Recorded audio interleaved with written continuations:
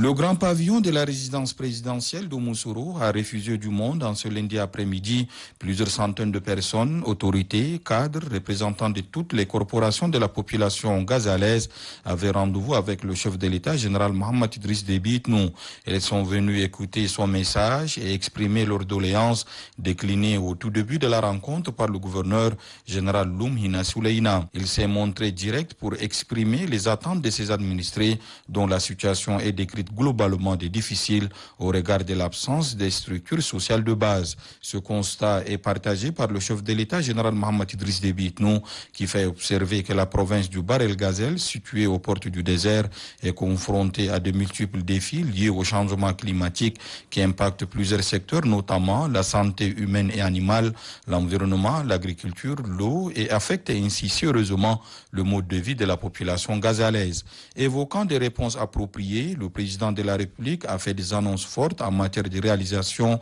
d'infrastructures socio-sanitaires de base, lesquelles ont été accueillies avec ferveur. Le bitumage de la route Chadra-Moussoro et la réalisation de 10 km de voiries urbaines dans la ville de Moussoro seront bientôt une réalité, car, informe-t-il, les marchés sont déjà approuvés et toutes les dispositions sont prises pour le démarrage effectif des travaux dans un délai raisonnable. Les choses sont plus avancées pour ce qui est de la construction de l'hôpital provincial dont les travaux sont lancés ce jour au même titre que les ouvrages d'approvisionnement en eau, dont le plus emblématique est le grand château en béton armé d'un volume de 1000 mètres cubes, doté d'un réseau de distribution d'eau long de 20 km, de 29 nouvelles bornes fontaines. 12 autres bornes existantes seront réhabilitées. La même célérité sera accordée au projet d'infrastructure sociale et administrative en arrêt, faute de paiement, dont le redémarrage sera effectif après un audit. L'équipement des 5 centres de santé déjà construits, la fourniture de frigos solaires à 78 centres sanitaires,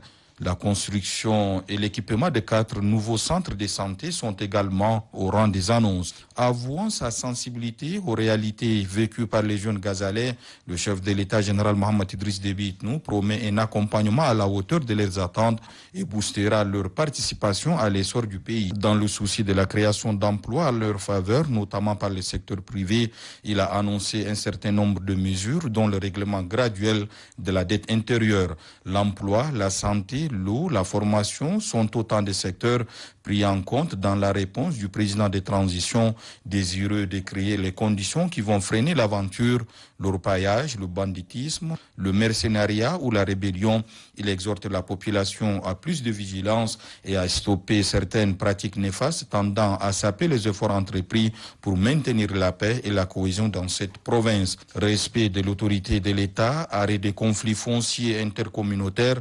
plus d'équité dans la répartition de tout ce qui est destiné à la province sont autant de prescriptions du chef de l'État dont le souhait le plus ardent est de voir perdurer l'unité retrouvée et la paix dans la province.